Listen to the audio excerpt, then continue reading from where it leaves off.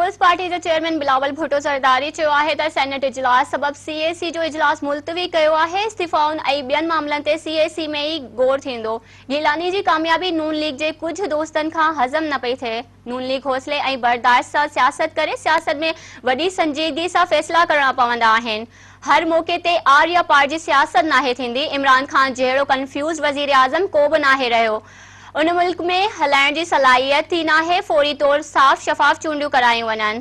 खैरपुर में अॻूणे वॾे वज़ीर सैयद क़ाइम अली शाह सां धीउ जे लाॾाणे ते ताज़ियत करण खां पोइ प्रेस कॉन्फ्रेंस कंदे बिलावल भुट्टो ज़रदारी चयो त गुरबत में इज़ाफ़ो थींदो पियो वञे पर हुकूमत वटि उन जो को बि हल कोन्हे। पीटीआई ऐं IMF जी डील पाकिस्तान जी मुआइशी खुद मुख्तियारी खे विञाए छॾियो आहे। बिलावल भुट्टो ज़रदारी वधीक चयो त मुआइशी तौर असां बांग्लादेश ऐं अफगानिस्तान खां पोइ ते हलिया विया आहियूं।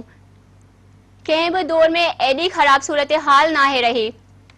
हुन चयो त ऑर्डिनेंस तहत स्टेट बैंक पार्लियामेंट या कंहिं अदालत आॾो जवाबदार न हूंदी। असां ऑर्डिनेंस जी मुखालफ़त कयूं था ऐं उन खे मुकमल तौर रद्द कयूं था। हुन चयो त छा पाकिस्तान में अहिड़ो को बि मुंझारे जो शिकार वज़ीर आज़म रहियो आहे।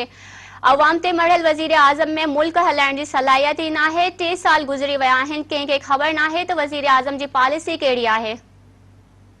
हुन चयो त असां कंहिं वेढ़ा में पवण नथा चाहियूं। हुकूमत जो हर मुहाज़ ते मुक़ाबलो करे रहिया आहियूं। अपोज़िशन जा बाक़ी दोस्त अपोज़िशन सां अपोज़िशन करे रहिया आहिनि।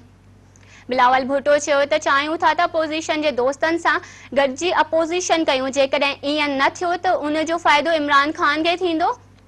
हुन चयो त नून लीग खे PP जी कामयाबी ते ख़ुशि थियणु घुरिजे। असां नून लीग जी कामयाबी ते ख़ुशि थींदा आहियूं। दुआ आहे त मौलाना जल्द ठीक थिए। मथां ज़िम्मेवारी आहे त PTM में शामिल समूरियुनि पार्टियुनि खे गॾु खणी हले।